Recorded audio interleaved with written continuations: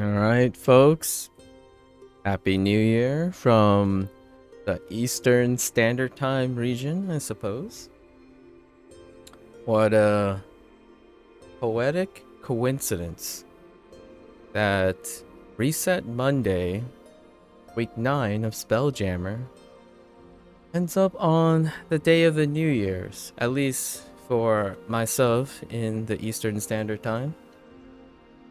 So, let's just hop right in.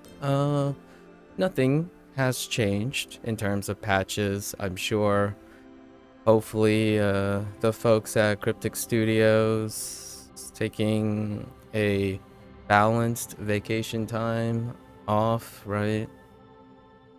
Resting, ruminating, brainstorming for 2024.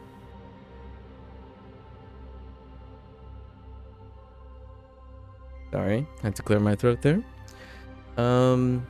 Yeah, we'll talk about that in a little bit. I brought stories or some thoughts with me for this week number 9 because I'm guessing there might be some sort of like weekly added to the rotation, perhaps.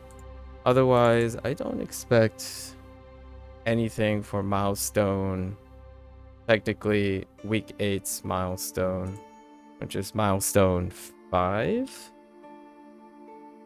Let's take a look. So, 1, 2, 3, 4, 5, 6. Milestone 6. I might as well just take this boon, huh? So we'll see. We'll look around, see what happened. So there are no patch changes, no nothing. It's a vacation and winter festival is happening. You got your things, right? Wait. Oh. That might have been the new milestone. That this might actually be milestone 6, the other boon point. What do my boons look like right now? I probably have to reallocate most of these at this point.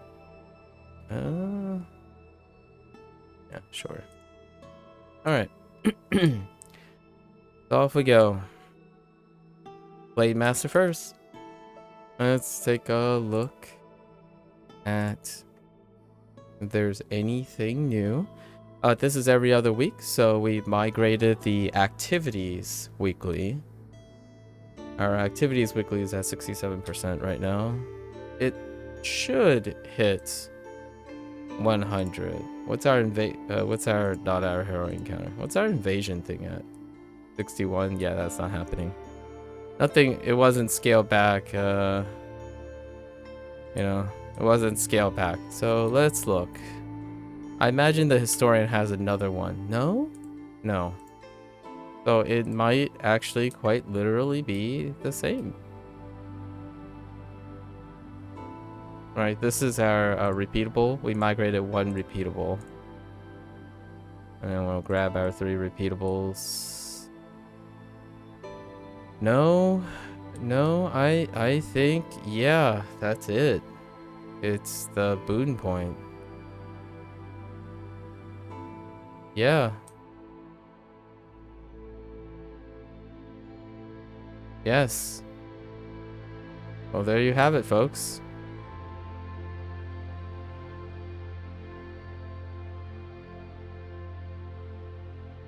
All right. Well, I actually think that's below average from the previous mods. It's more or less negligible. It's about average. The previous mod had like cleaning up stuff, little cleaning up stuff, waiting for the, but that's fine. It's pretty much negligible. So let's just get into the rhythm of things before I start talking about some stuff to talk about,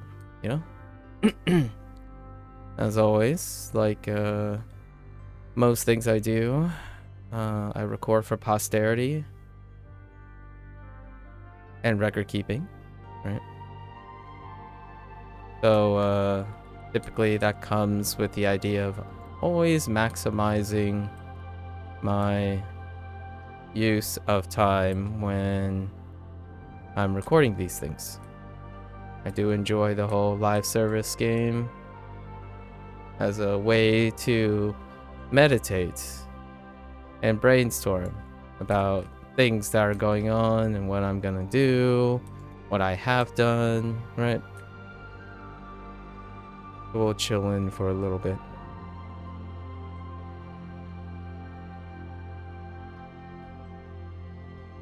Aberrations, of course. Aberrant essences, which we know was patched to increase. Actually, you get... Oh. The aberration, what they did was... I didn't even notice that. Because it showed 3. You pick up more than 1 from each drop. I see. I didn't even notice that. I just know it's faster. Still, we still got the obvious squid medallions and Uatoa, the astro dust. Those things are leave something to be desired.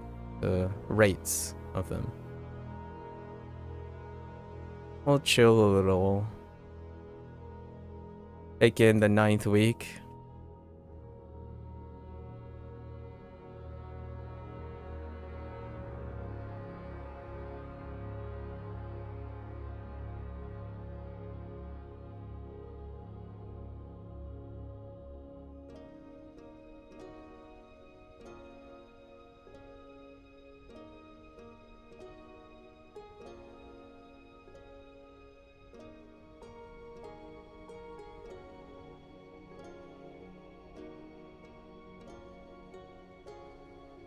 See some nice little holiday wishes here and there in the Alliance chat and the zones.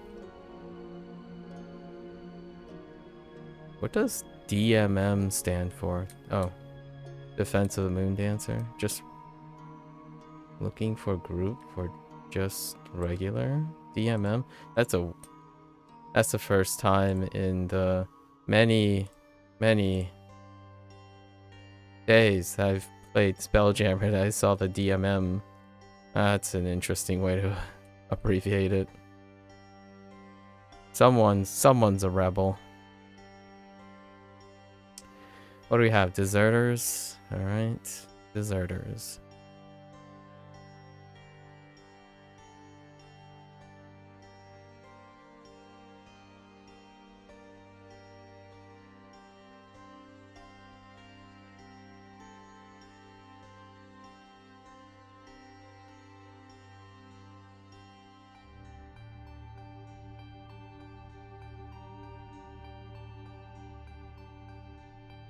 Yeah, ultimately, when it came to the trial again, the length is just the RNG stuff is still just a thing. The idea that using traditional loot systems for to incentivize repetitious completion is still not the greatest. Obviously, I didn't do it repeatedly enough to extract the loots from the trial. It was sufficient enough to keep me intellectually engaged for a little while.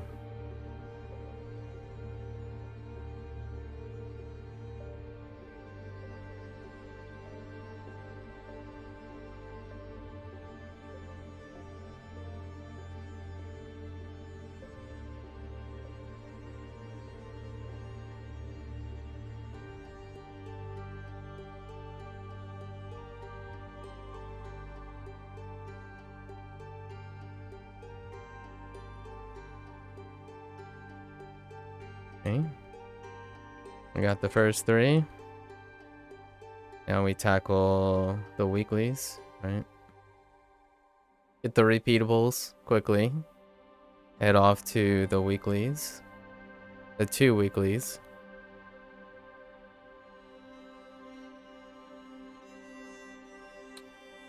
Caching.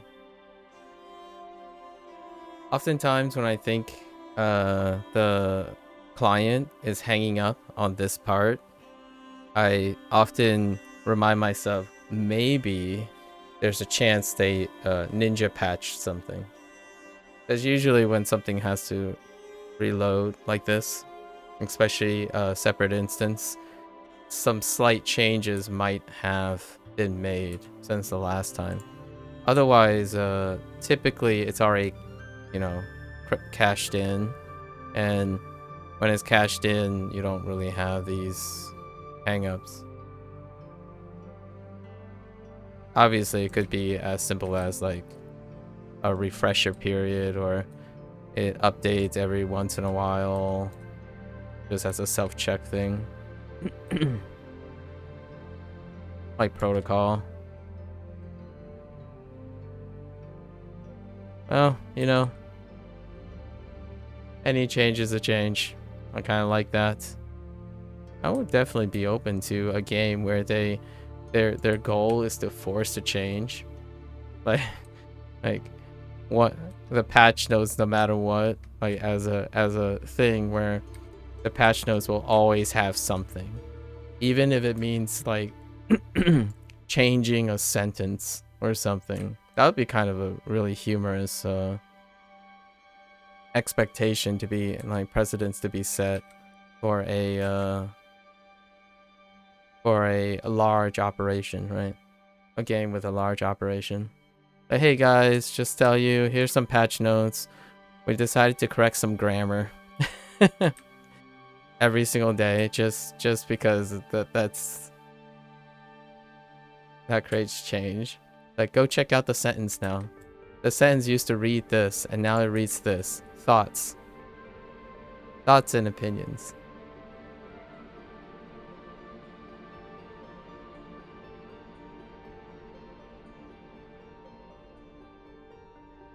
Wait, what's happening?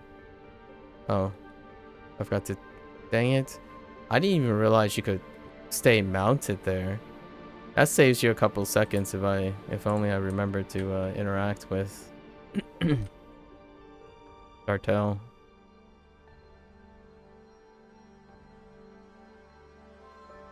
Man, peeps are really chatty today. Oh yeah, that's right. Because this is the first segment now. Since we completed our we recently completed our 1 month little tiny project with a different game. Was moved up by 3 to 4 hours. Back to his usual slot, where most of the traffic is in the game.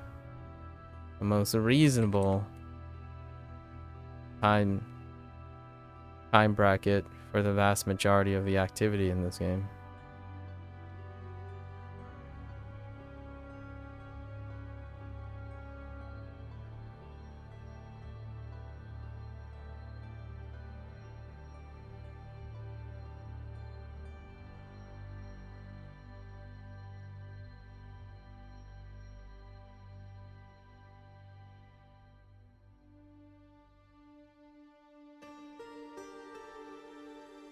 Someone said, if there is a trusting soul out there, please PM me. I promise to give them back something. And someone mentioned, I mean something for mod 28 soon. Soon TM. It's a regular cycle, so it's quite predictable when mod 28 is going to drop.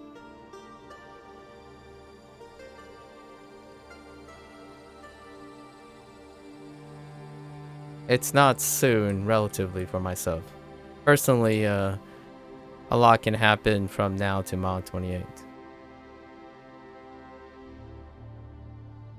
You may start hearing rumbles of Mod 28 after one Battle Pass cycle, following the conclusion of the current module. So since we're in week 9, right? We're in week 9.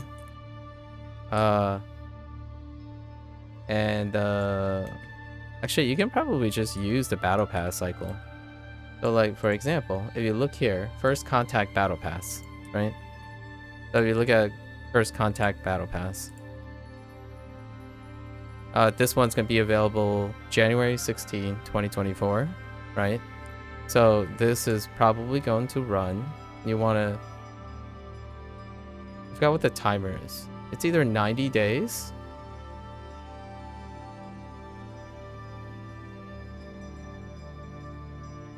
Oh, I think it starts at 90, right? So once this battle pass expires, there's usually a mid announcement soon of the next battle pass, but that's in a while. And that's usually the timer for the phases of the battle pass is usually the timer for the next module drop. Occasionally, I mean, it's kind of irregular, but there are intermittent things here and there. But generally speaking, it's fairly consistently relative to the battle pass. We are talking about live service game models, after all, so for better or for worse, if you understand how that typically works, like monetarily and business-wise, it can be used as a consistent indicator of when to expect things. Provided no catastrophic things happen, like a sudden change in leadership, a sudden change in roadmap and development, a reshuffling of resources, right? Things like that. Not necessarily leadership, I guess. It can also be a direction, creative direction, a sudden shift in creative direction.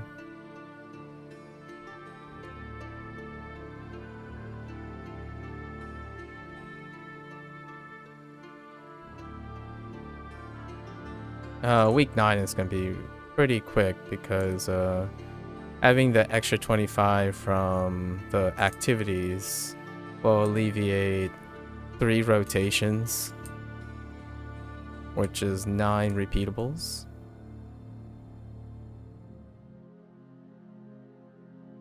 Per character. That's quite a substantial time savings.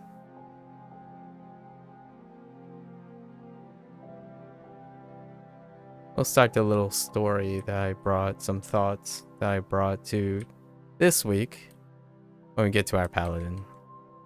Right now we're just actively taking in and looking at what week 9 is more or less week 8, if not identical, when it comes to the tasks. Outside of it being New Year's, right? In many parts of the world, and still New Year's, you know, not New Year's, a little after New Year's for some part of the world. And just the beginning of New Year's in some.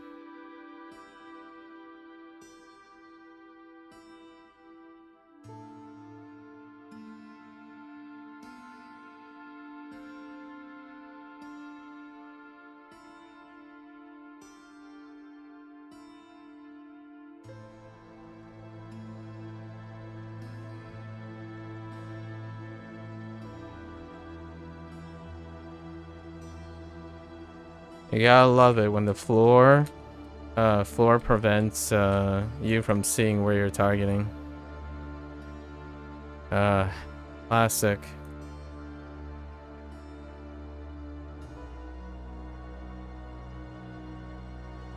I honestly think the type of reticle, like the targeting system they have, should be slightly 2.5D on the ground. So what I mean is they require some height just to avoid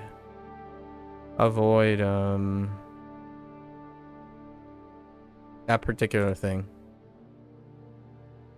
Because making it like a one unit height, you get these things, right? These little elevated surfaces, and it just blocks all the targeting stuff. And I don't think it's a big deal for me, or maybe anyone who's at this point in the game, because I don't even look at the targeting stuff anymore since I have tab release, right? Or tap release for targeting. Still though, sometimes people might want to see that stuff. You know, like if you hold it down, you could see it. But generally, I have tap release.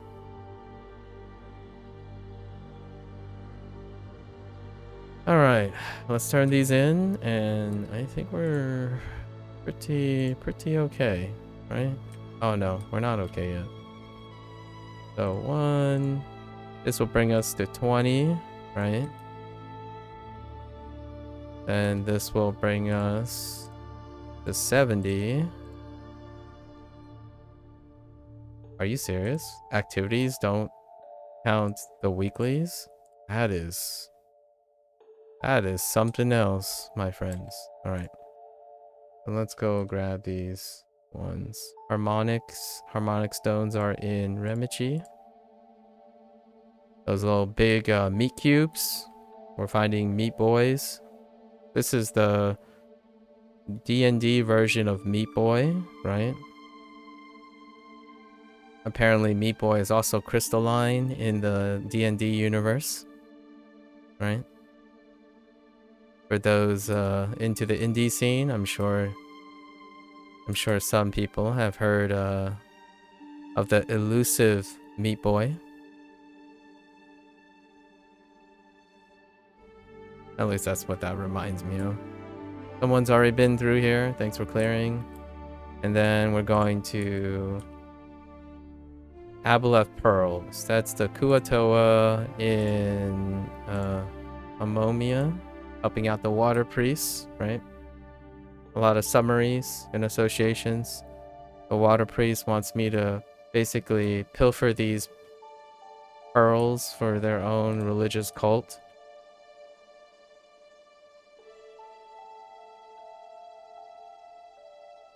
Oh. Yeah. That's so wonderful. That delay engagement still. Wow. That's new. Okay, I don't think that should be a thing. So the Pegasus mount power can get cancelled when you get stunned after execution, or at least that kind of looked like it. I didn't actually see the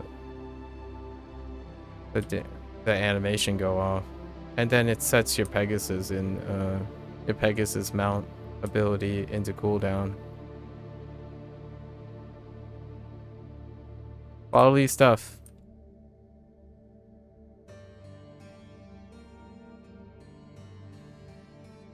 There are other weird things, but they don't happen too frequently. Like what I'm describing didn't happen. It doesn't happen that frequently. Otherwise, it wouldn't be so surprising, I suppose. Stealing pearls. I do be a pirate. Stealing people's pearls. Give me these pearls.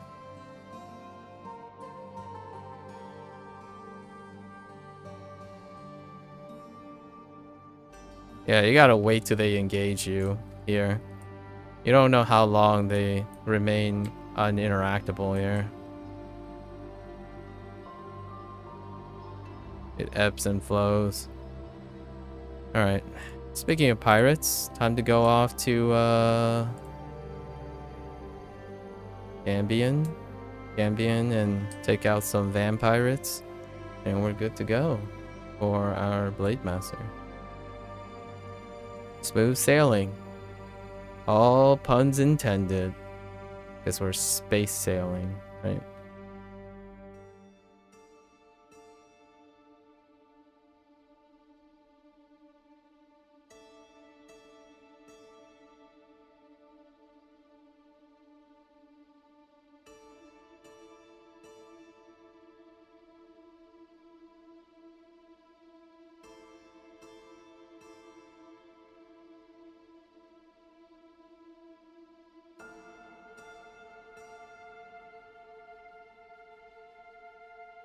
All right. Wait. Oh, the activity. That was the activity pop, not the vampire thing.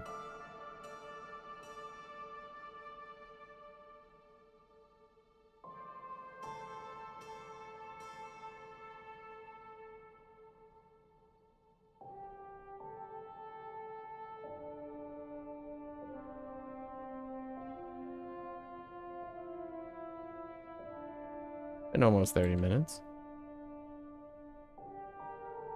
Not bad, not bad. 30 minutes.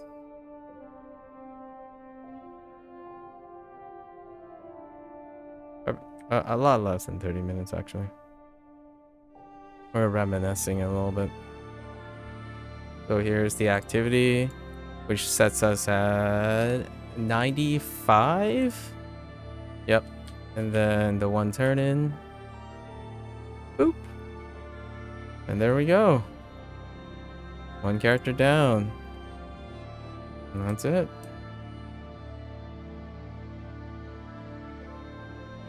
Time for our second tune.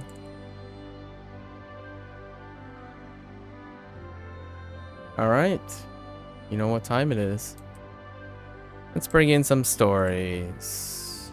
So, it's the New Year's, right? It's 2024.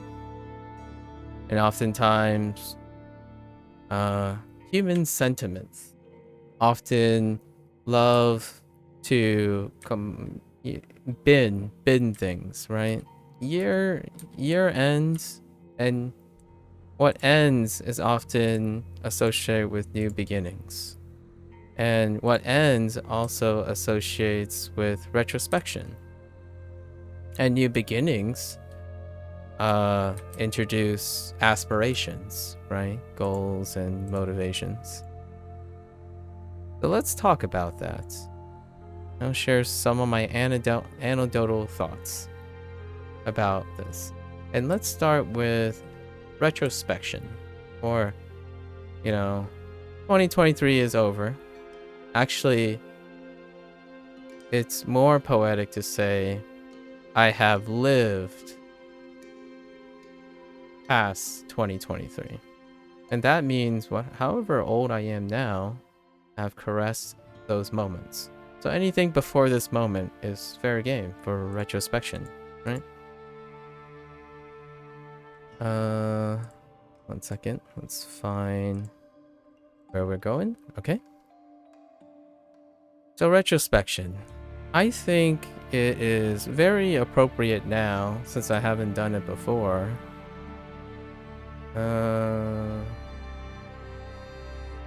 Do some retrospection on summarizing what this what these videos are gonna be like, right? Just as a historical reminder, the stuff that I think about when I think about retrospection is often context and associated with the thing I'm doing. So right now, we're making content for myself, really. Like, we'll talk about a little bit about what my goals and what these things really mean for myself. And what inspired this? I generally start with a preface on what inspired this thought. Well, when you head into the YouTubes, right, you'll probably encounter a turnover of people.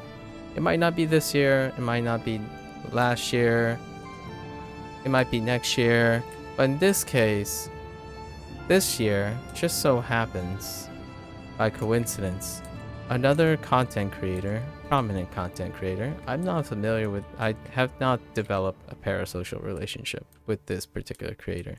However, it's trending, right? So, when a creator steps down that is incredibly, arguably influential, like, to take a break or do other things, right?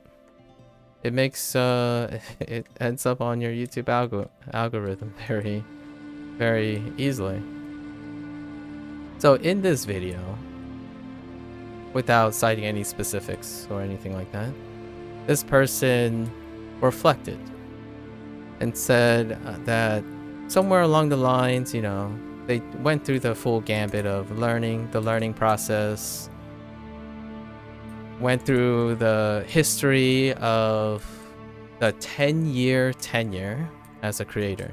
So as you can see, as you probably could imagine, they talk about, oh yeah, there was one time when I started making all those videos, I was short-sighted, they weren't as great as, and then something caught on, they never imagined it'd be this big, and you got your classical going through the learning process, having self-motivation, sustainability, turning into a craft, going through a period of self-discovery, and then closure.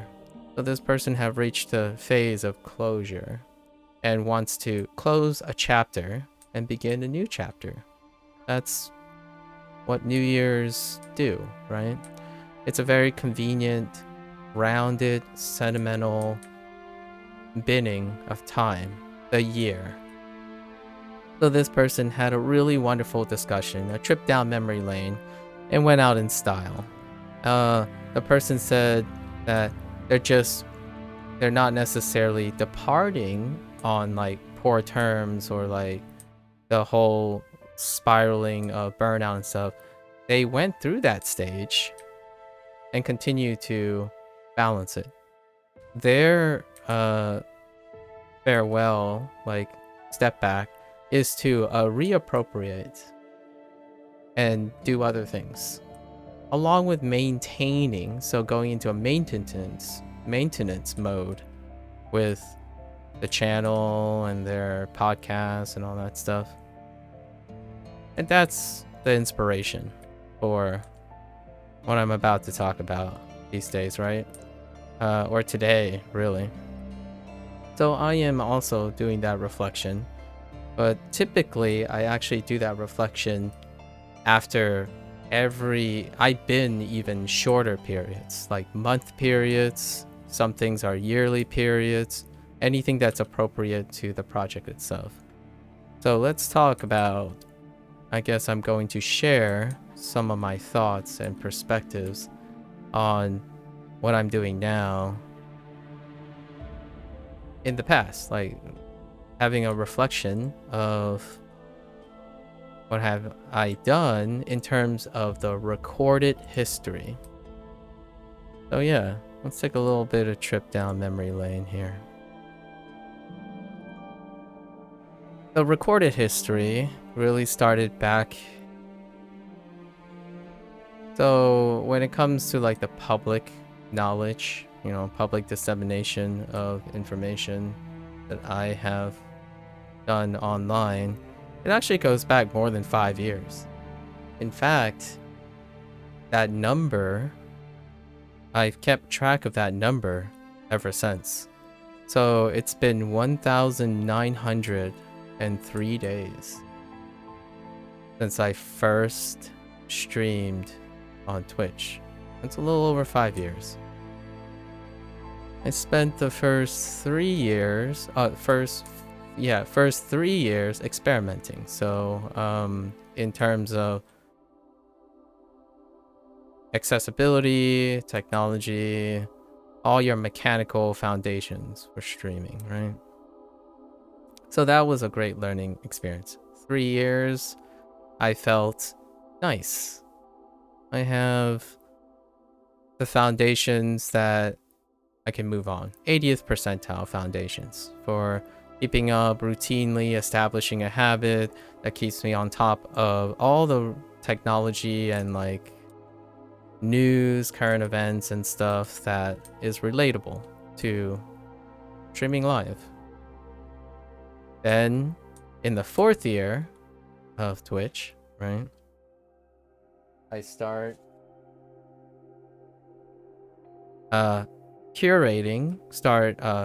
establishing a new habit. And this goes all into habit formation, just tackling things, using the techniques and learning process that I have cultivated prior to my tenure online as a public figure, I suppose.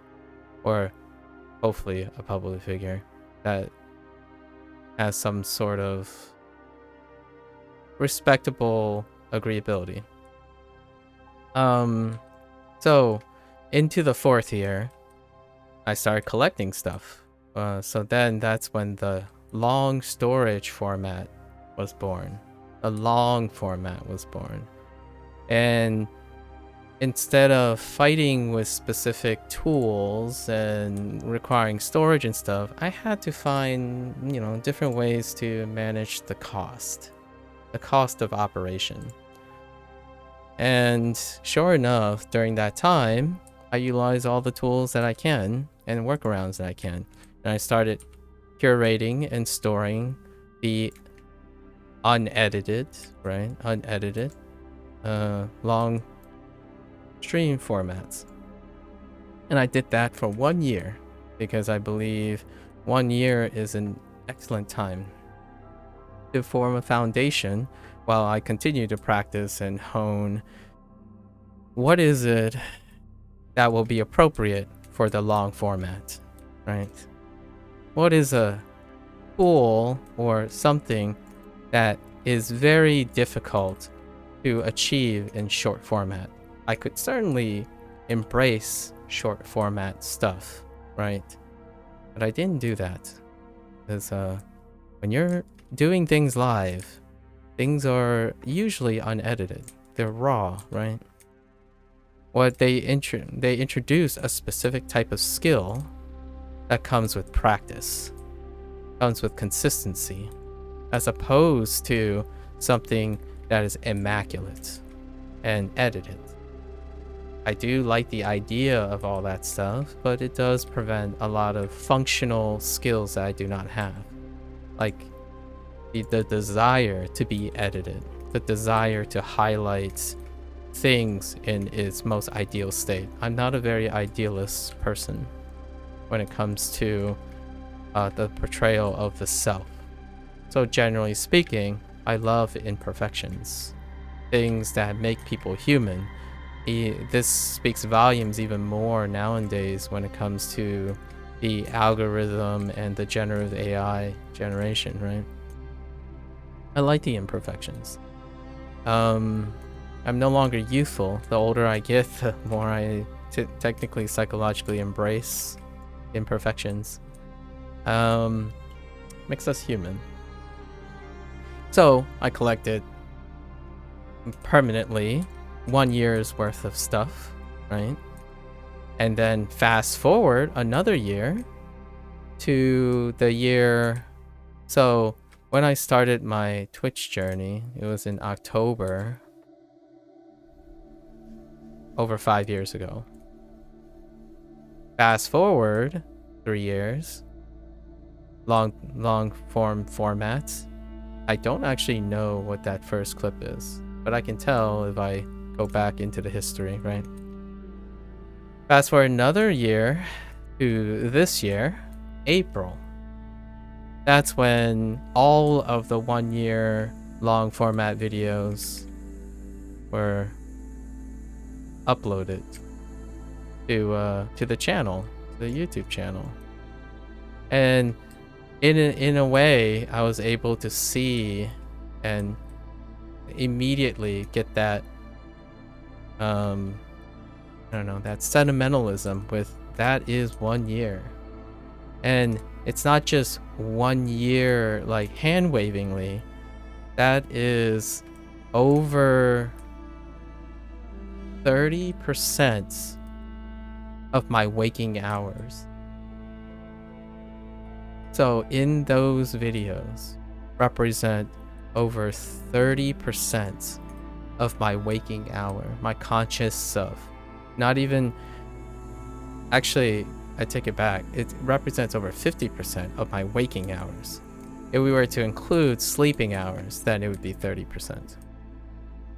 Phenomenal, I would say. It has a lot of sentimentalism.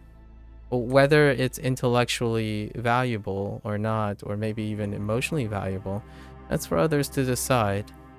But for me, right, I'm doing it for posterity recording. So that's my journey here, right? And now fast forward to the end and the beginning, the end of 2023 and the beginning of 2024, from April to December, we've hit a lot of different milestones. And yeah, sure enough, through the practice of looking, reviewing, labeling, all that stuff, more things have come to light, and that pays for the segue into what is 2024 going to be like. But before we move on to that, let's talk about some of the psychology and the reflections on 2023. Right? Some of the things that I have discovered about myself, I suppose. One is that thanks to the incredible accessibility of technology, one can harness two of the, I would argue, the most powerful motivators for anyone who might be, say, transitioning into late adulthood, possibly for younger, but this is more for the older crowd here, and something to consider for the younger crowd as a perspective, to consider what adults, to get an idea of what it's like to grow older. So one thing, two things, upon retrospection of 5 years of live streaming on Twitch and 1 year of long format recording and half a year of managing a YouTube channel for long storage, right? Long storage format.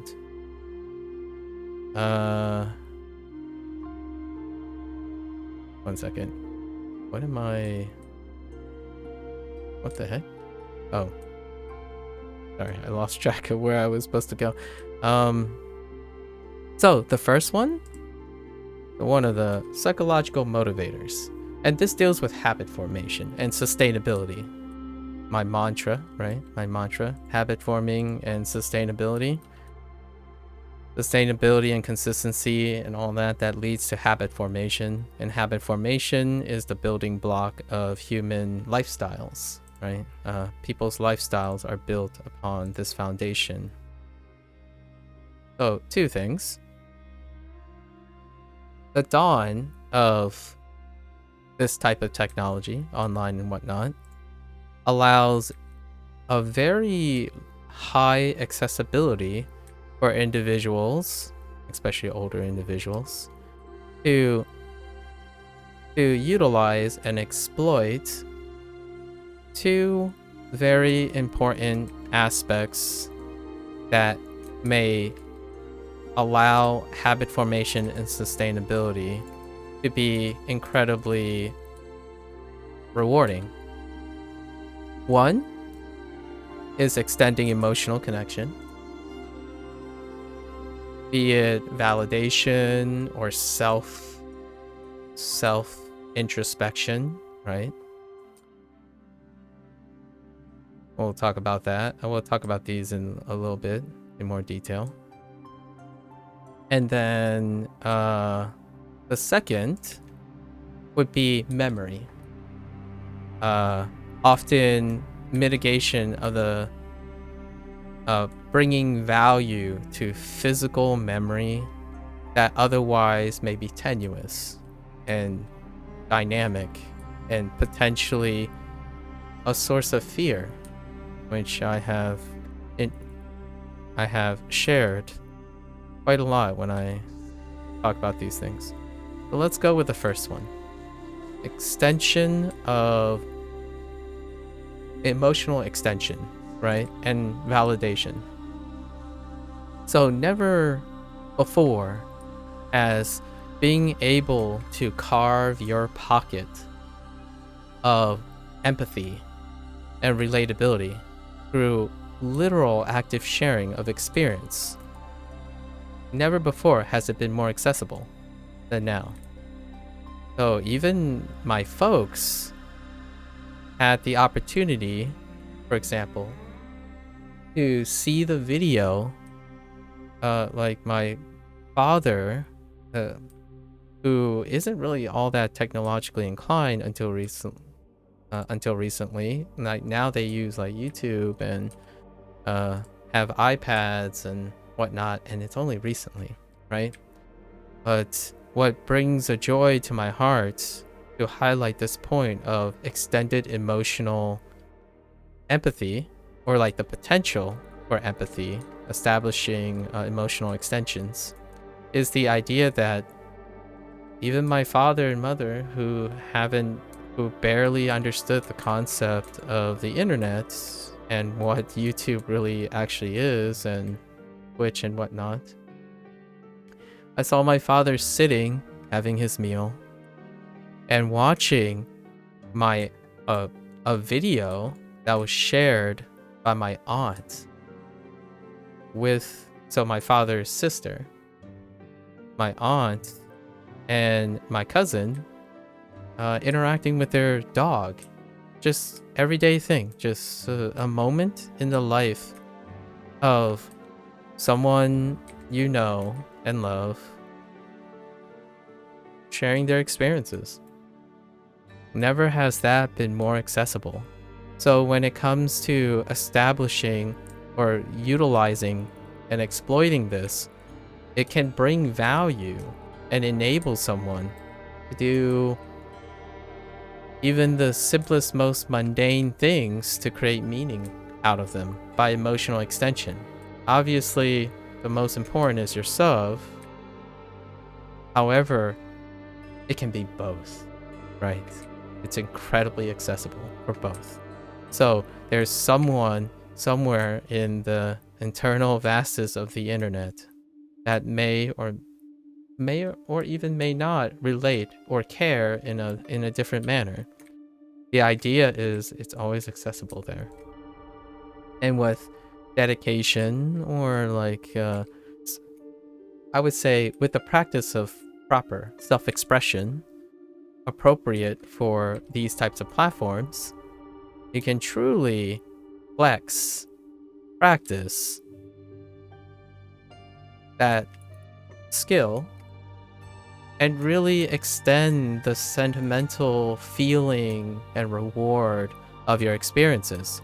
If you like underwater basket weaving, with proper expression of underwater basket weaving through the iteration of practicing recording and doing all of that to capture those memories, right? It's the new form. It's a new long storage form. It's no longer a photograph. You can take photograph stills of your videos. You can write things literally in your videos or say things in your videos and get them transcribed. That is far more accessible and automated than one can ever appreciate. Like nowadays on YouTube, there are transcriptions. Generative AI is going to be integrated in ways that make capturing moments like these incredible. If it's not just your loved ones, it's that stranger that will become your next best friend. That's kind of incredible. So that's a reflection of these past 5 years, right? So one can find motivation or develop motivation, find reassurance, and while this sounds very positive, one can also find deterrence, fear-mongering. So all this comes with that trade-off or compromise, but at least accessibility of this tool that we have that has become a normalized part of lifestyles. So this is a lifestyle to stay. Whether you choose to utilize it is potential left on the table. You can choose not to use it because it does come with a double edge. It doesn't rule out that it has potential. So the second one is memory, right? When it comes to retrospection in these area, it comes with the idea of memory. And this one can be a little tough for me because I've already shared how that inevitable fear of forgetting things. Or I talked about this last week on week 8 about how even the way we understand biology and how our memories work, memory is dynamic, it's tenuous, it's tenuous, it's ever molding and malleable, even on a biological scale. Right? So in this way, as much as I am one that like to grip on and rely on my own self-sufficiency to remember everything for what it was and capture all the emotions, it kind of just seems like at the moment, both biology and any form of psychology and belief and just observation would support the idea that memories are dynamic, they're tenuous, but ever growing and ever changing to be appropriate. That's kind of what makes humans so robust, so hardy, right? Otherwise, it'd be kind of tough to argue why our species as a whole was able to circumnavigate the many challenges that, challenged the species overall. So we are ever dynamic, and that includes our memories.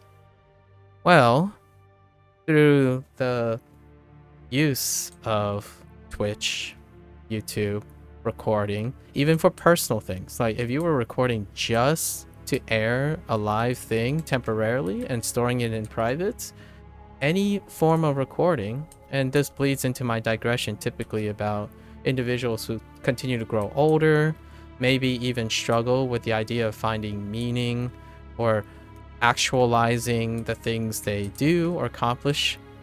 This is a gateway. I was gonna say a gateway drug, but figuratively.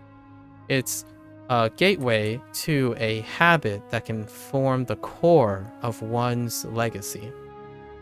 And legacy is memory. It also allows one to emotionally offload the constant, if you are similar to me, the constant fear in forgetting something, in forgetting the skills you have cultivated, forgetting specific memories, and because ultimately memories are reinforced by use and association, and also potentially finite. So it's the ever battle of becoming, for those who don't specialize, acquire a lot of different types of memory and encounter interference, they may never reach the theoretical finite capacity of their memory in order to encounter things like having to retrain and forget certain things in order to make room for other things, right? That type of existential conversation with yourself. For myself, it's a constant fear. I do actually feel that at some point these things do happen. You have to consolidate your memories, associate your memories in a way that it collectively becomes a new memory that's associated in a different way in order to make new memories. So you consolidate old memories with your new memories, and effectively that becomes the new memory. So details become murky, right? The details become, older details become murkier, but new details become salient. So how I remember Spelljammer 9, like the 9th week of Spelljammer, is how it relates to Spelljammer week 8. So the way I'm talking about the story is recalling what I mentioned last week, right? And those memories will become associated. However, through the act of recording on Twitch, YouTube, and whatnot, those are physical storages. So while I'm not the person that goes around taking pictures, Instagrams, recording that stuff, maybe I'll do some of that in the future. But that is kind of, this here is a culmination of the evolution of static storage, right? Before, you had a photo and you have a story attached to that photo. Now you have the accessibility of recording yourself in motion. Now each video is composed of many photos, of which every photo is composed of every story. So now the video embodies all of these things. And what is wonderful about addressing the fear of forgetting, like if you're myself who I'm growing older, that looming fear of how the legacy has stretched so far back that you may have forgotten some of those things. Well, oftentimes, before the dawn of this contemporary use of live recording and, long-term formats, storage formats, I used to write. I used to reflect every day. These are the skills that I've trained myself before this age of recording. Like, how do you consolidate and become a better you? Reflect. Monthly reflections. When you do a project, you review what you bring to it.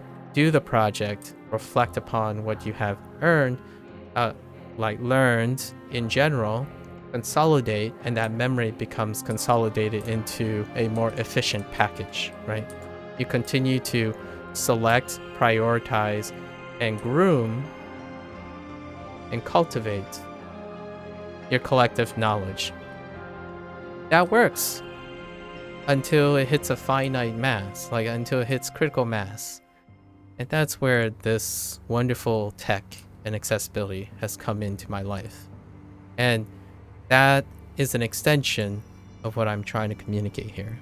The goal of this recording and stuff is a natural habit that I established for myself to keep the mania at bay, the constant fear that I will forget certain things. I will become a stranger to myself without actualizing it.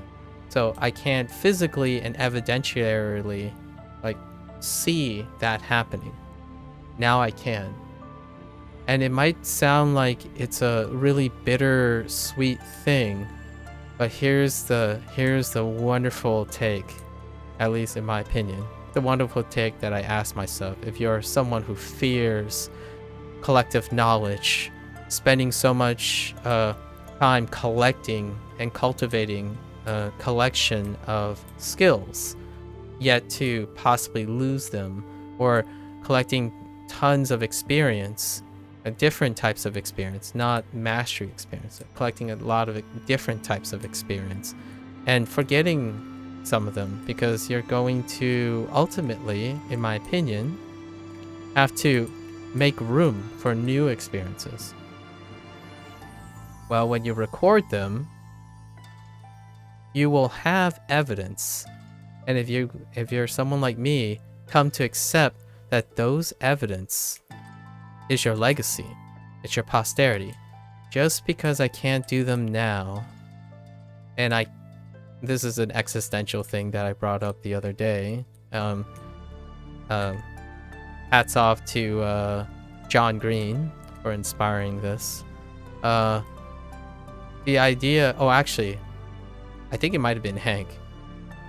No, it might have been, it was Hank, his brother, Hank, about having the existential crisis, or an existential revelation after his bout with cancer, his successful battle against lymphoma.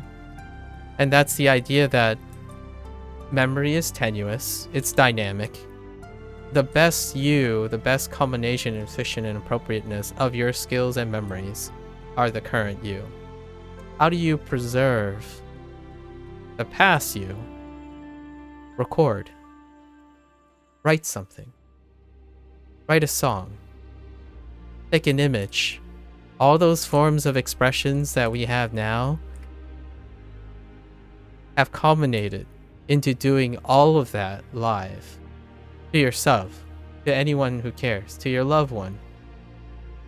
But mainly to yourself, at least minimally. I just happen to choose to cultivate my abilities in communication to take advantage of both. So take it back to the two things. I want to extend my emotional, I want to create emotional social links while keeping at bay that fear of forgetting what I've done. So this, in the post 2023 MAKU, I tell my past self that this is how I create posterity, legacy, while utilizing and immortalizing all the emotions and sentiments of my past self that I may or may not know in the future. So one of these days, as a personal goal of mine, is not necessarily to reap the rewards or to do the next big thing or bigger and better, right? It's about different and interesting and volume, because life is volume. So one of these days, maybe in 2025, I will look back on this video and tell my post 2023 self, yeah, hello there, stranger. You have done all these things.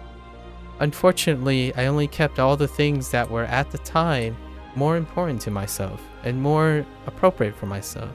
So the today of 2024 may find it just the same as looking back on 2023 and all the 5 years in the past. I look at that person, and from time to time, I do see a stranger. The stranger that oddly looks like me. And it was very comforting. It was the moment of acceptance that I can't be that person anymore, but I can see what that person did. And that only enhances my appreciation for who I am now. Right? Who I am now is the product of everything that I see that has happened.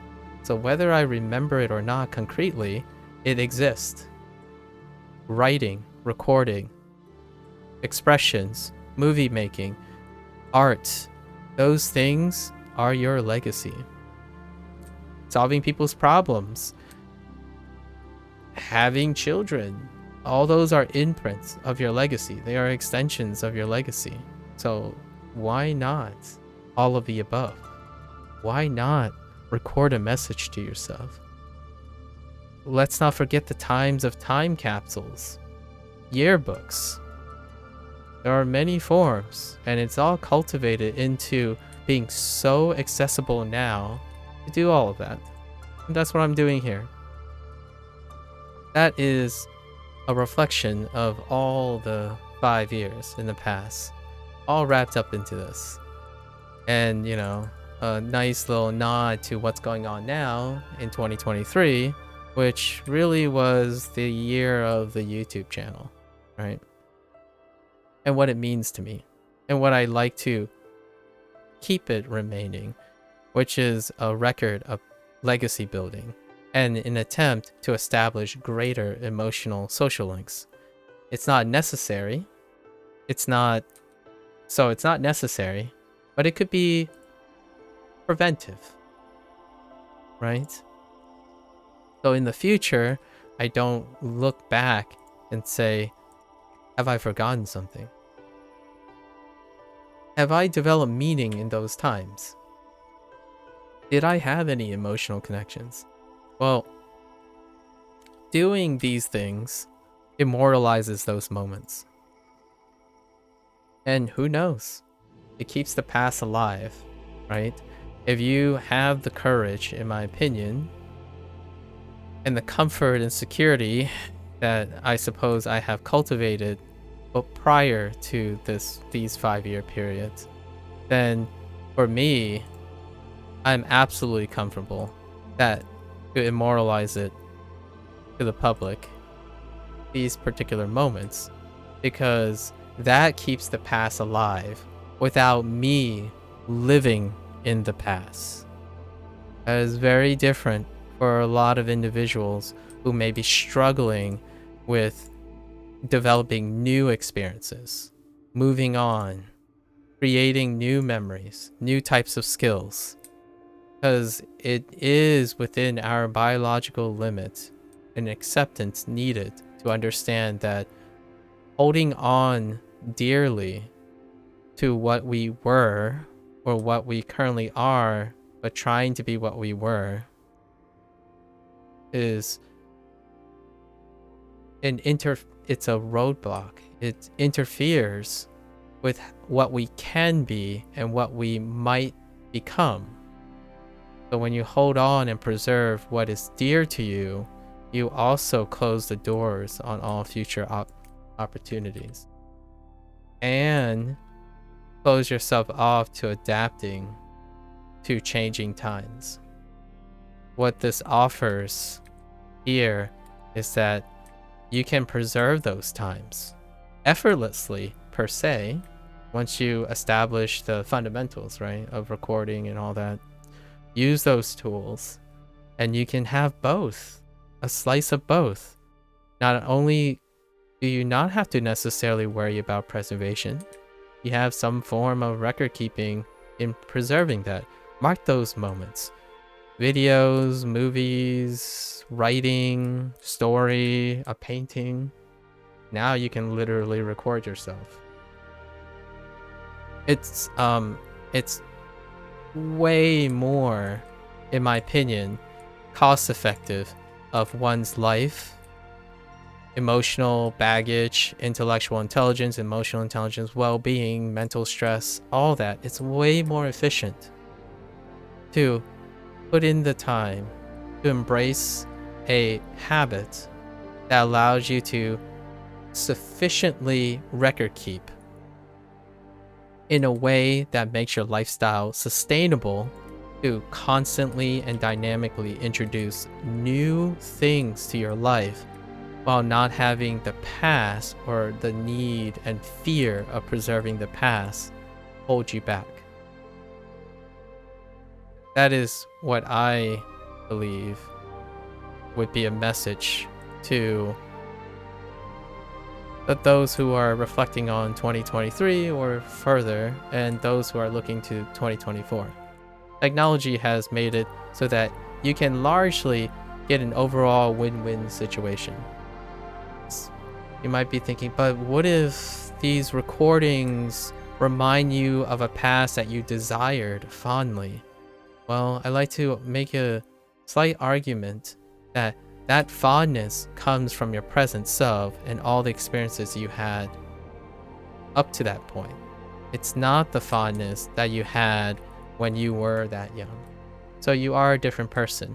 But what you can do with the things you recorded is to revisit that person from a new lens. The older you is likely to find greater meaning, or like newer meaning, in seeing the old you, the stranger that you don't remember anymore, the stranger that you might find nostalgia in. However, you can take advantage of that nostalgia with the new you. So sometimes it's that realization when you look back on a footage of yourself and you realize, oh, right. Hello there, stranger. You have done this before. Let's go back and do it. It can be a pleasant surprise just as much as a fear, right? So with your mindset, you can even rediscover yourself. But when you rediscover yourself, it will be different. the second time around. It's generally, this goes into another digression about how people feel like when you read a story and it gets spoiled for you, it's not the same as the first time. It can never be the same as the first time. If the story is spoiled, you just have a different experience than if you were in a parallel universe in which you witnessed the story unspoiled. And then when you go back to the story a year later, or even immediately the next day, those are different experiences.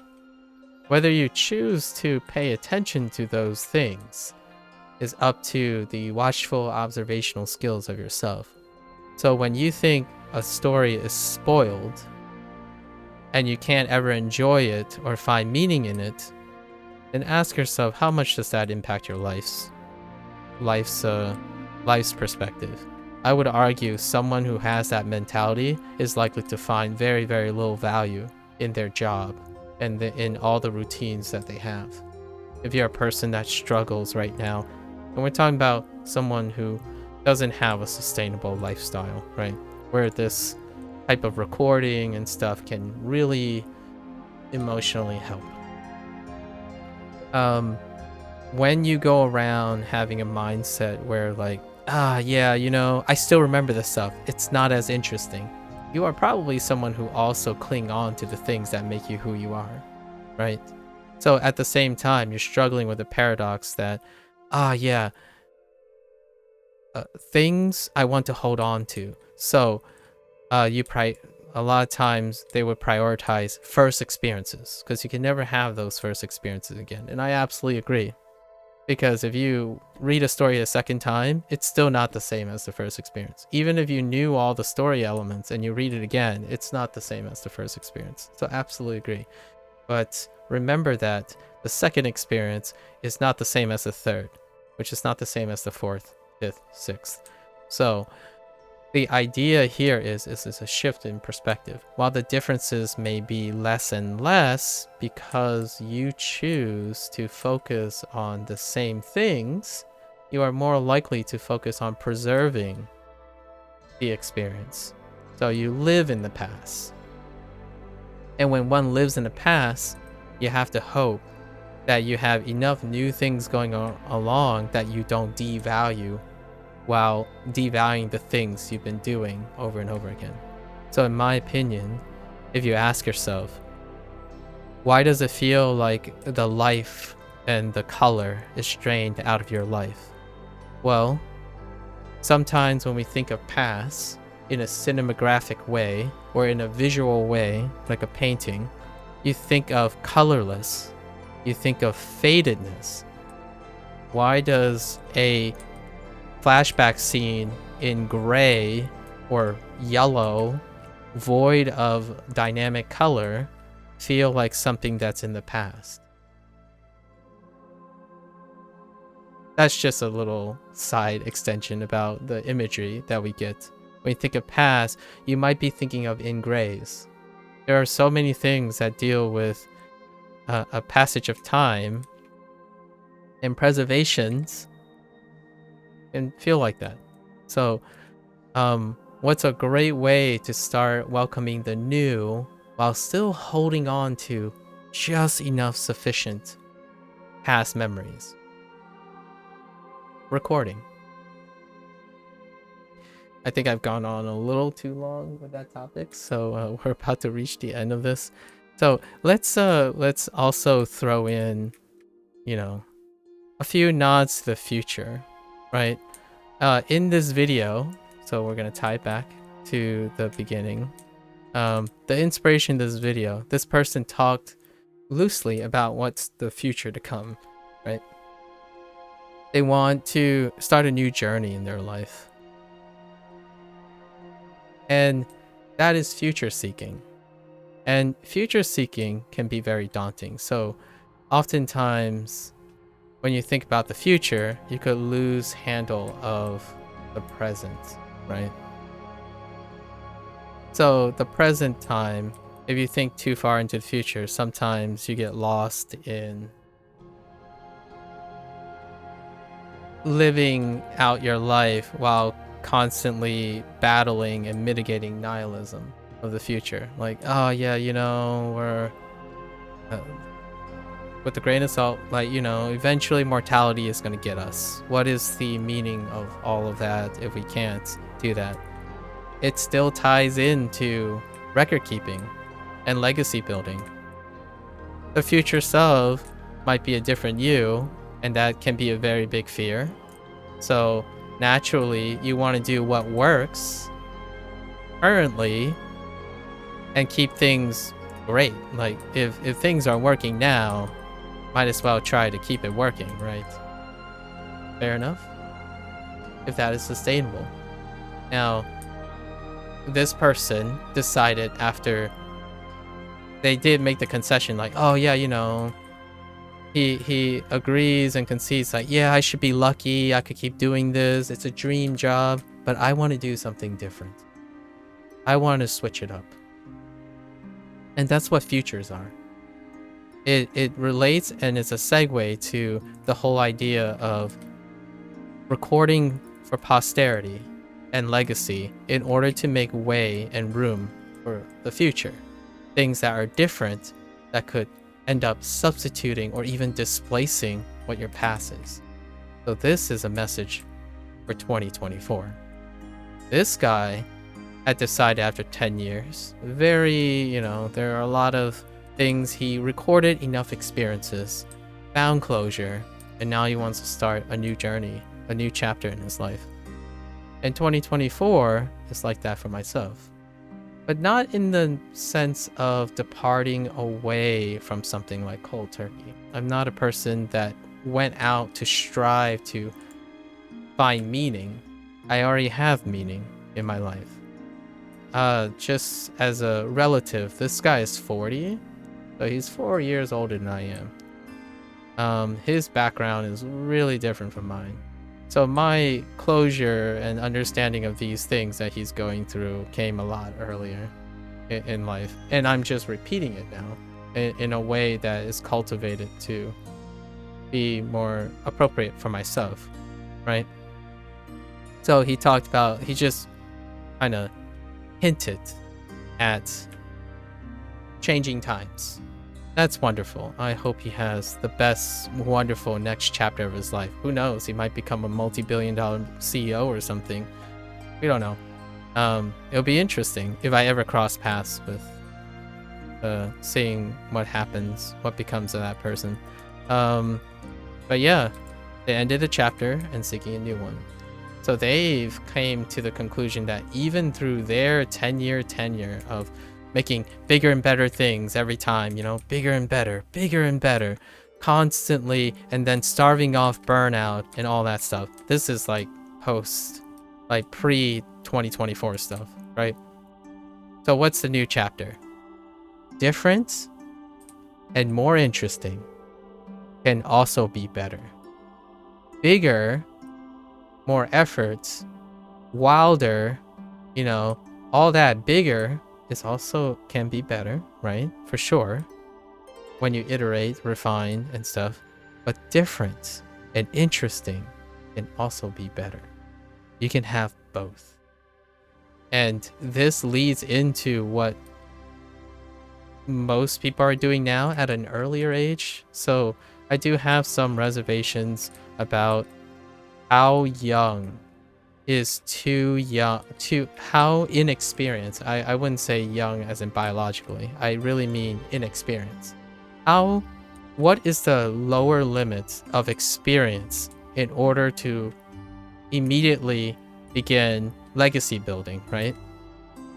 And I actually would make an argument that there is a time when this perspective, there is a bottom line cutoff of when legacy building is appropriate.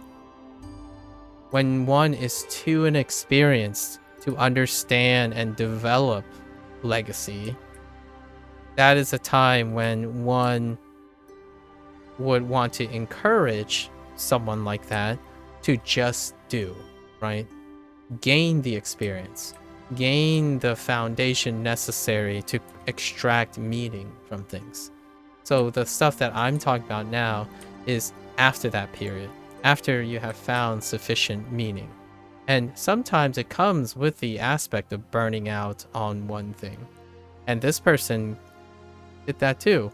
And, they recovered from it, and now they're balancing it out by making sure to not overstay their welcome in preserving what is. So what is not sustainable? Bigger and better constantly.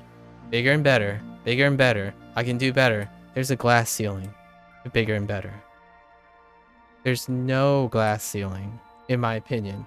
There's only iterative cycling when it comes to different and more interesting.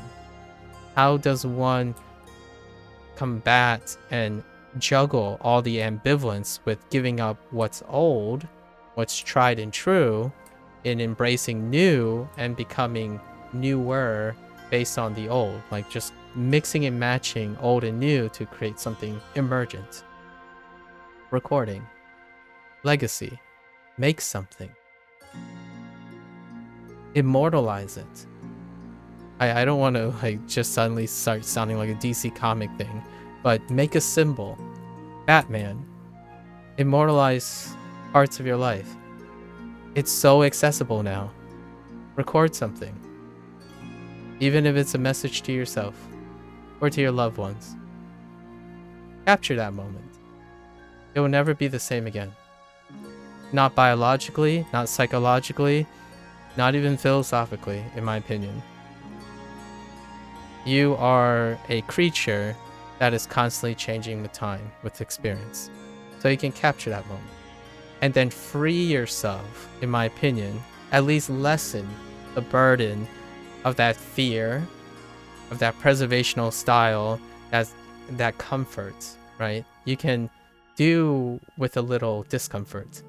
And that discomfort will constantly making you dynamic to adjust to new times, new obstacles, getting older, right?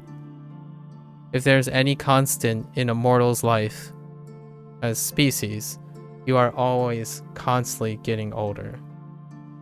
You can choose in your mind to hold on to your past while failing to adapt to your aging self. That is an endless struggle that keeps other people young, perhaps happy, but I would say a vast majority of people will have an incredibly constant cognitive dissonance. It will be an ever-growing burden when you're trying to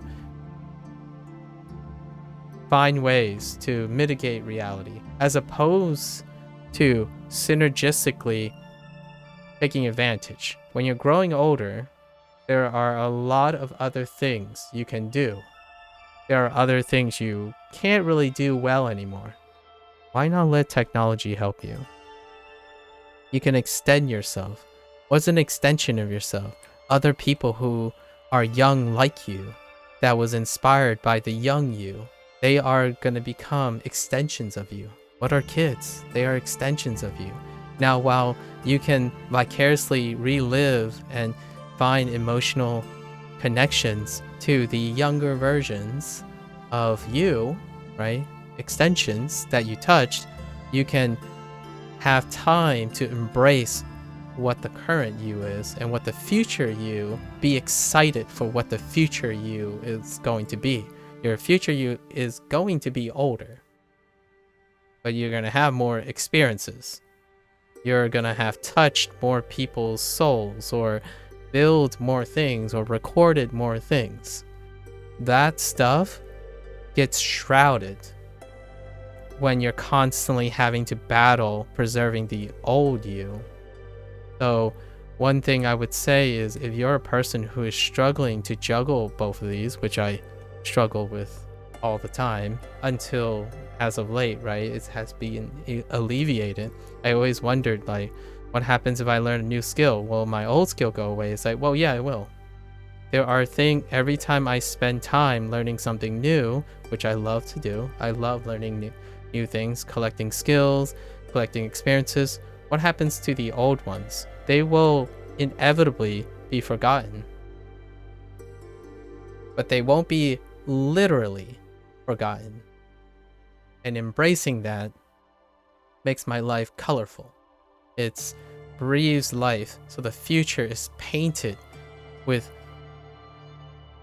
like the future is a blur. It's just a mix of colors, just swirling, whirling pools of red, yellow. Like there's no vision in it. It's always messy. It's beautiful. The present is sharp focused, right? Everything's there, color. The past isn't gray anymore. It's gray per se to me, but every once in a while, when a person sees that clip or that person is inspired by that old clip is the color that other person breathed into it. So if there's anything that's bittersweet about forgetting something that you've done, or worry about parting ways to accept new things in your future, record it. You can share it.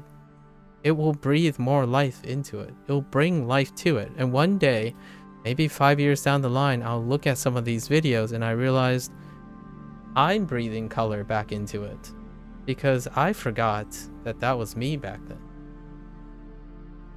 It's the most literal form of reflection, right? You're seeing a stranger in a frame that kind of looks like you, but certainly doesn't sound like you anymore.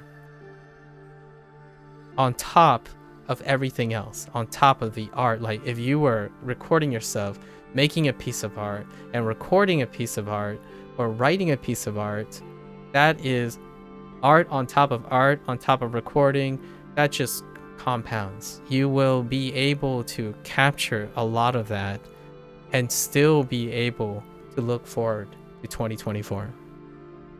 It's not about, like, for example, correcting all the things you failed to do in 2023 by making goals for 2024.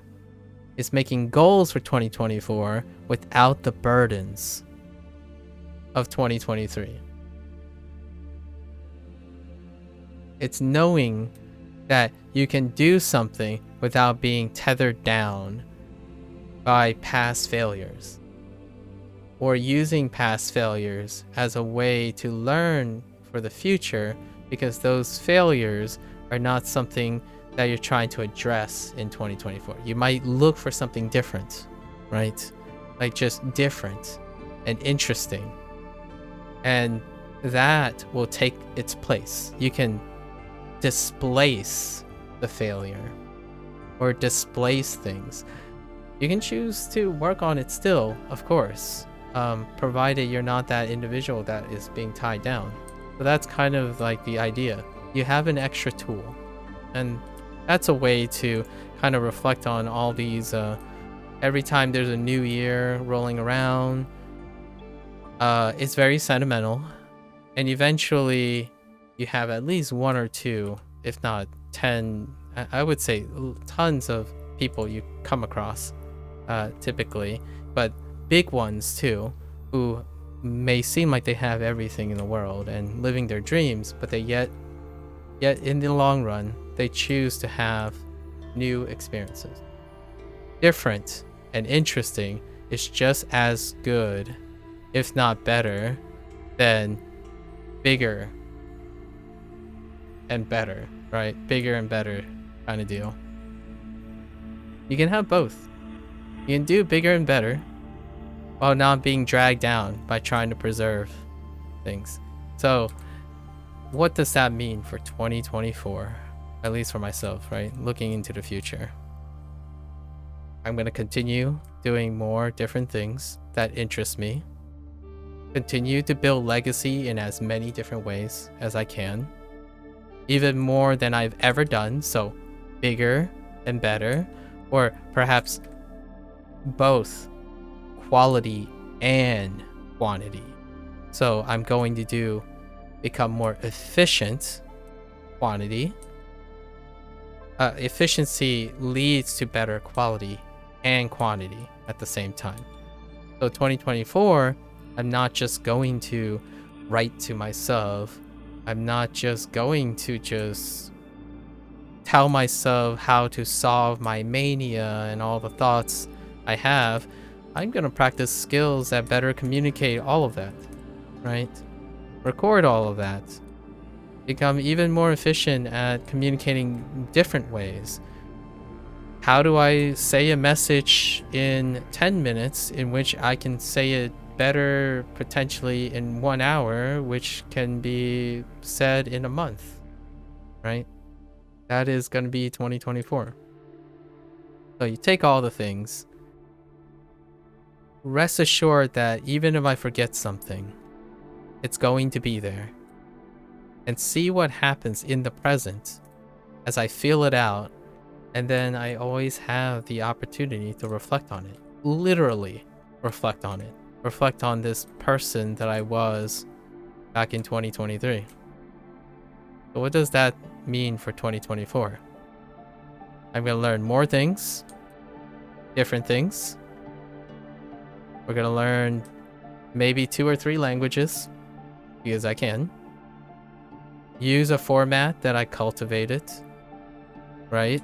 And then challenge myself to bring in a new format, a shorter format, a faster format.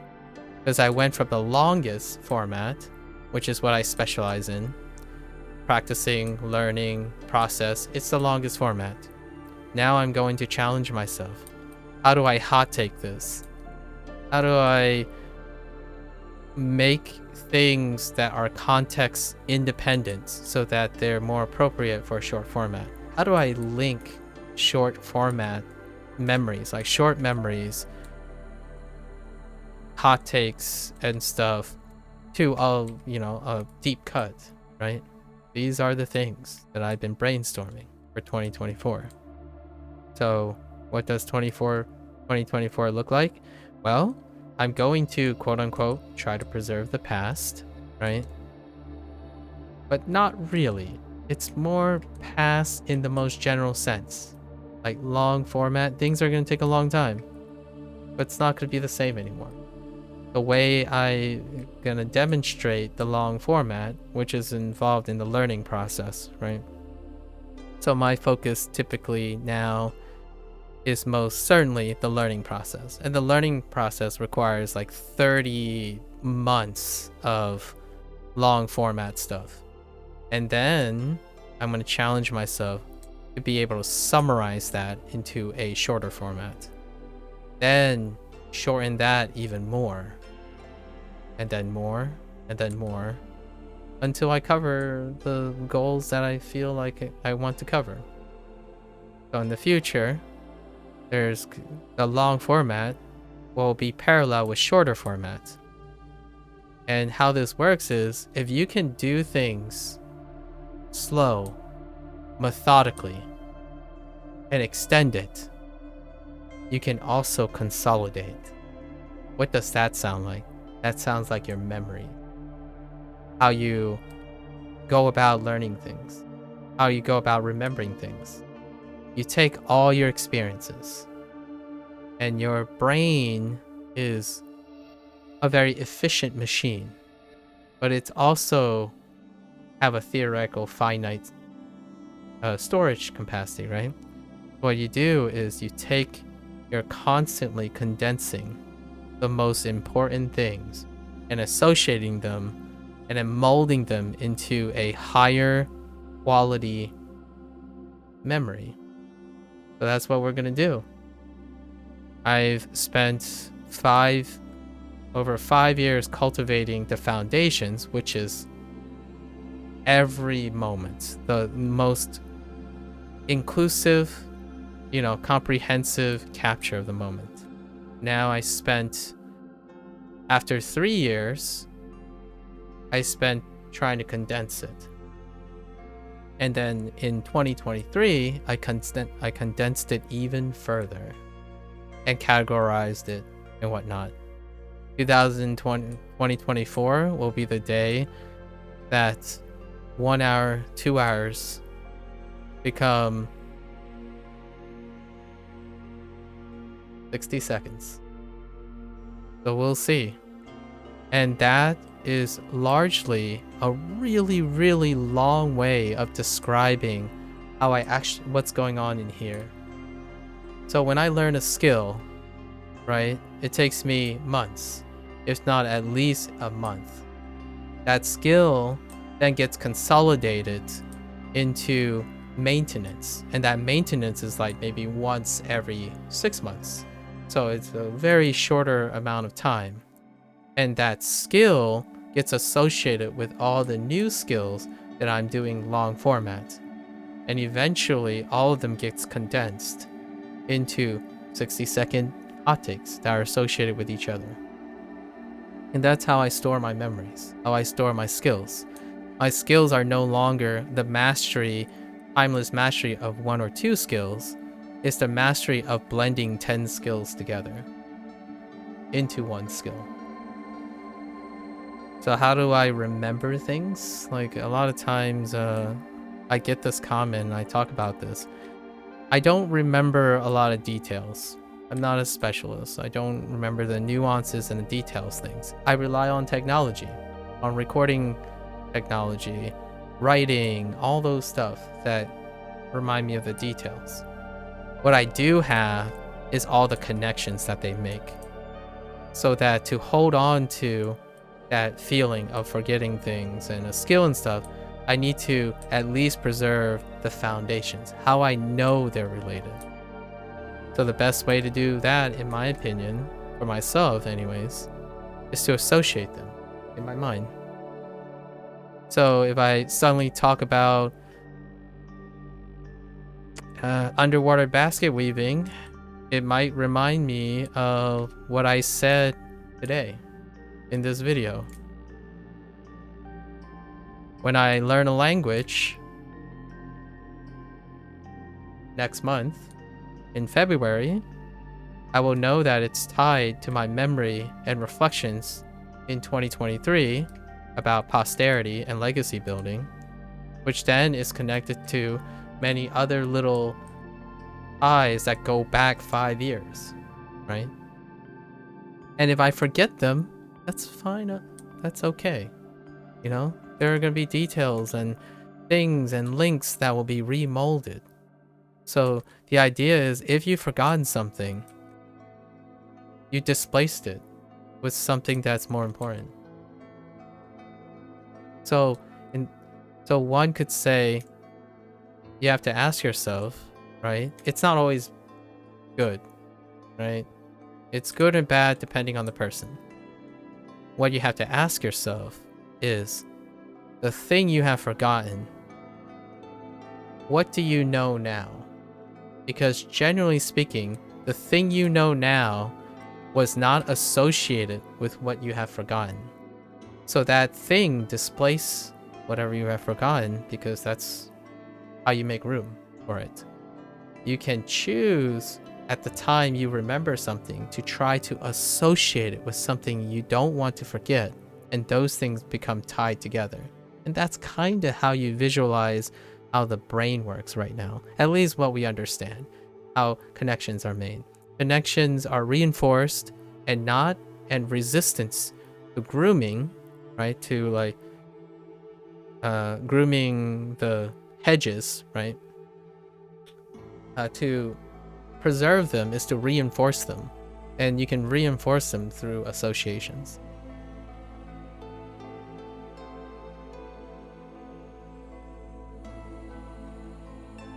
Yeah. So 2024. Looking forward to 2024. Tons and tons of experience. And you bet your butt that I have no fear of forgetting. I have only excitement. Well, I have fear of excitement, but you know, like the anxiousness kind of fear. But I have no fear of forgetting. If I forget something, it might actually be an opportunity to rediscover. So, and that's how I at least come to terms with any potential existential crisis.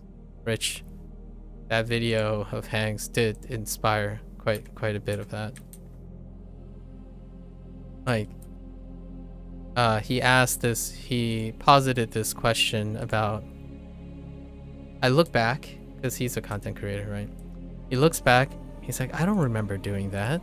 Does that mean if I don't remember doing that, does that mean did I even do it in the first place? Right? Like, if you didn't remember yourself doing it, did you do it in the first place? Well, yeah. You did. You have it. It's right there. Against your better judgment and your subjectivity, you have records of it. So what you choose to do with that realization is definitely within your power. For myself, I will continue to collect these things. It's the journey. It's the living in the moment thing. And I'll continue to acquire more and more of these memories. And my present self will certainly not be a true, literal summation of all that proceeds before me. But at least I get to see myself do it. And what better way, in my opinion, what better competitive way to do it than have someone else discover something and remind you of it. So he was talking about many people talk about these things when they start recording and building stuff, right? When you start making music and stuff, a fan or someone who has a different experience asks you like, hey, what were your thoughts when you were doing this? It's like, did I do that? I don't remember. It's like, well, you know what? I don't remember literally at the moment, but I can tell you what it means to me now. Like, what does that mean to me now? And that's the answer. So that person breathed life into something you have forgotten. And that only opens opportunities for you to feel, almost rewarded and happy that your legacy could breathe color into someone else's life. And in that way, your past, the past that you might have forgotten, is also have new life in it. And that's kind of what creation is, in my opinion. What is 2024? Is the longer I live, the more things I will create. The longer I live, the more problems I'm going to solve. The goal is to constantly reach out. Right? Reach out, build more legacy. As it's not for everyone. I'm just sharing how I interpret 2024 and how I interpret 2023 and everything before 2023. 2024 is an opportunity for different, interesting experiences. It might also be a year where some people will bring up 2023 or the past. All of that will be a part of 2024's experience. So I'm looking forward to it with ambivalence, all my emotions. And that's kind of the maybe a positive message I kind of want to leave as the main closer.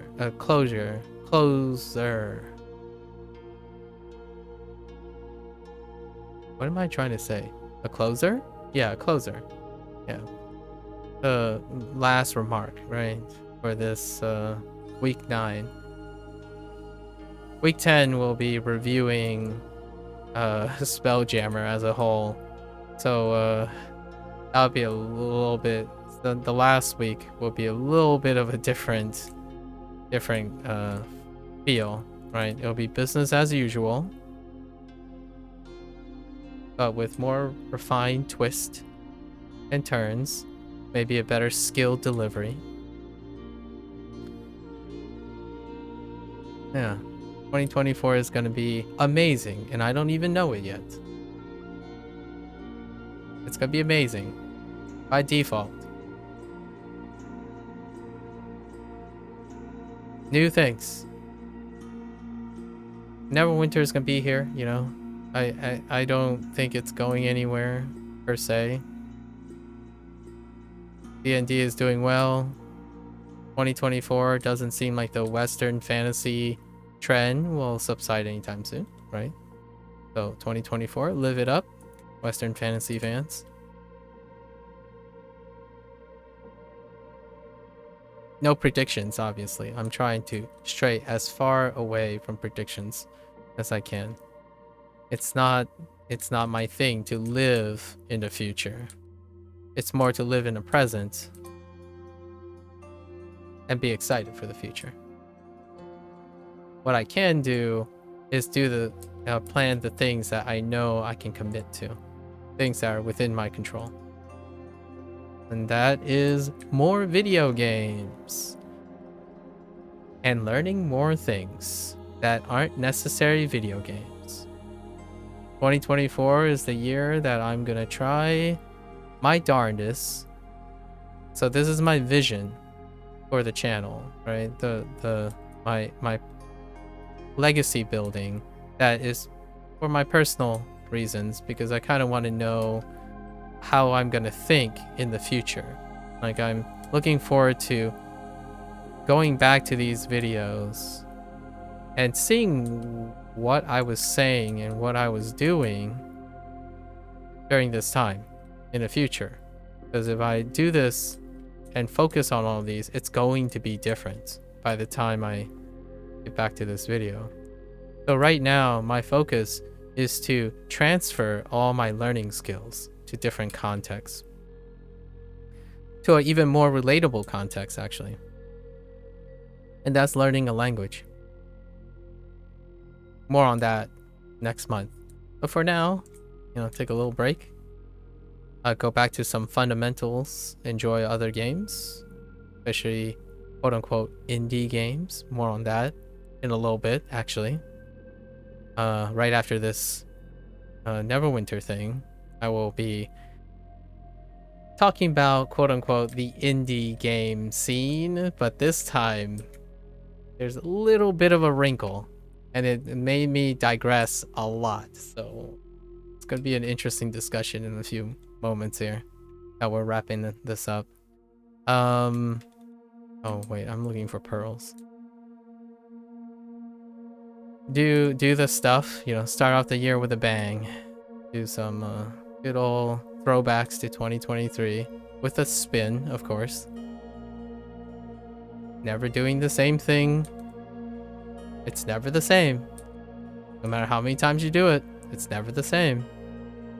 So why fight against that when you can embrace it?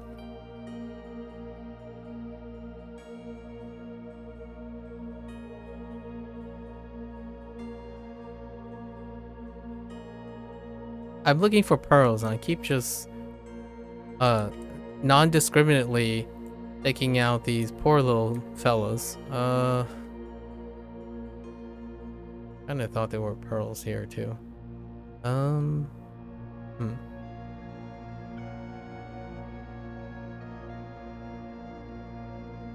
Sometimes when I'm going on digressions,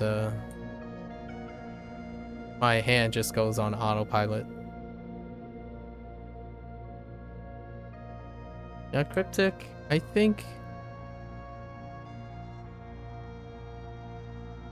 I would love to see something dramatic, obviously. Like, I don't know, a combat overhaul or something like that. Minor opinion, obviously. I explained already my motivations.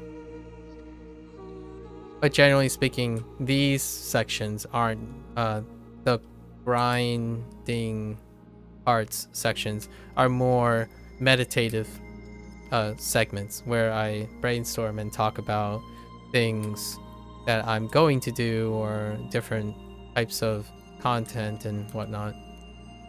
Rarely is it about how they're innovating or refining. That's usually involving playing new things and doing new things. But we're not necessarily doing new things here in the literal sense, but figuratively we are doing different things. Neverwinter, as I have mentioned before, it's a meditative tool. Live service games are a meditative tool for me to brainstorm, practice. Like, I wasn't exactly incredibly well spoken on these segments, because these segments are a way to just talk to myself, formulate some ideas, and complete weeklies in the meantime. So there you go. 3 weeklies. It goes without saying, this is a resounding... I'm actually going to give this week a 4. Because this is even below the last 3 modules. Like, in terms of just objective writing or change, there was legitimately a boon, at least I think. Perhaps I'll notice something else, but I imagine it's the boon after this was the milestone for 6. I would be floored if there was something written or something else in the next milestone, but I reckon it's just gonna be one of these things.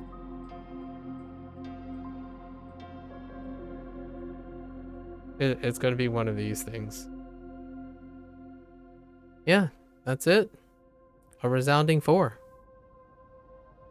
Hope everyone kind of enjoyed, maybe reflecting on 2023, looking forward to 2024, setting goals. I still feel like there's often a miscommunication between putting things into motion and working towards things and then a goal. And I don't want to give people the impression that my perspective on goals is something static. The goal is what it is in now.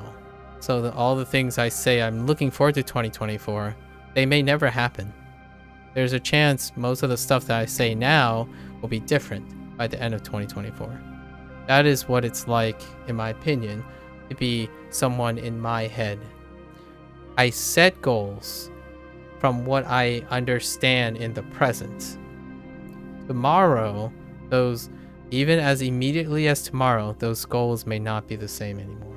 And I embrace that. I don't use it as a point of failure. The moment I, personally, find that I fix my goals and then give myself an ultimatum, like, if I don't achieve the goal, I'm a failure, or I failed that thing, and then you have to like reconcile how to get that again, that's chaining myself. It's caging myself. You can cage yourself. There is appropriateness for that. You have a job. Maybe the job has some objective metrics, right? Some objective metrics that you must hit. Then those are definitely defined goals. However, if you're defining goals for yourself as a lifestyle choice, my last encouragement, or like to wrap up the first day of 2024 for this, is that the goals you set for yourself comes with a mindset that they must be flexible enough and dynamic enough to adjust as you're going. Otherwise, you are living in the future, and that future might actually be tied to your past failures, like your past stuff, and you lose sight of the present. There are definitely objective metric things that one can do while also balancing self-motivating and possibly unattainable goals that keep one motivated. Those goals are the ones I'm talking about for 2024. It's a moving goal. I could achieve whatever I just said tomorrow, and that doesn't excuse me from pushing the goalposts further back. So if there are pros, you can look at it in a positive and negative way. For example, if you never get that goal and it's the end of 2024, you failed. Or you achieve that goal early and you become complacent and don't set new goals. That's how it's like to view goals as a static thing.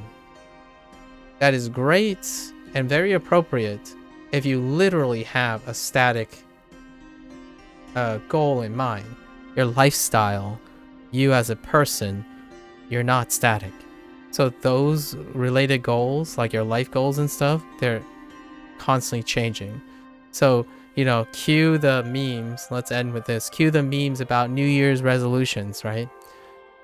I personally think the reason why it's become a meme that resolutions are made to be broken immediately is because resolutions have the same oriented mindset as like a job goal, a project goal, a thing that is objectively measured, like how much money you're going to make, what's your average cholesterol level at the end of the year, what's your weight. These are objective goals. They are measured. Your lifestyle goals, the things that preserve your creativity, your motivations, your sustainable life, like eating better, right? Eating better. If that is a goal, not being 150 pounds or whatever the equivalent in kilograms are, right? 150 pounds by the end of the year, that is a static goal. You can actually measure that. That's fine. It's appropriate. You're going to fail or succeed there. Eating healthy, that concept of that resolution, which was inspired by a tiny conversation I had with someone, eating healthy is a dynamic goal. It's warped and conditioned by what constitutes as healthy, right? So when you imagine that and you're thinking, how do I measure that? Well, it's going to change over time. So what you can accept is that if you eat healthier now, you may never feel like you have eaten healthy. That goalpost is being pushed. So as opposed to someone who says, oh yeah, you know, I failed because it just didn't feel like it. Like, well, yeah, when you have a life goal, like a thing that keeps moving, right? You never achieve it. Those are the most powerful, in my opinion, the most powerful sources of self-motivation. What is a goal like that? 2024, I will be a better version of myself. You can never achieve that to satisfaction. It's a moving goalpost. And instead of feeling like you could achieve it, accept that you can't achieve it. Because inherently, the human condition is that when you phrase it in that way, or you think of it in that way, you're constantly striving for it. I'll be the best version of myself is not the same as being a better version of myself. Because when you think of a best version of yourself, you're looking at an end goal. It's static. You have a picture of what best is. So when you cross that best, you may stop trying anymore. You may also be complacent and say, well, at least I tried my best. Like, that's fair. It's very appropriate. You can get through life and like be a great person like that. But why not do both? Like, for me, my challenge here is why not do both? Just keep being a better version of yourself. Don't worry about what the best version of yourself is or what you can do to the best of your ability. Just keep doing something better. It might be a slightly better, a lot better. The idea is it's unattainable. And the idea is knowing that it's unattainable. Sometimes that can be very healthy. And there are a lot of individuals who make goals, think about resolutions, especially 2024, that they place static goals. And those static goals often become a source of negative reinforcement. However, they work out because they're static goals, like appropriately static goals. Now, for those individuals who place dynamic goals and think they're achievable,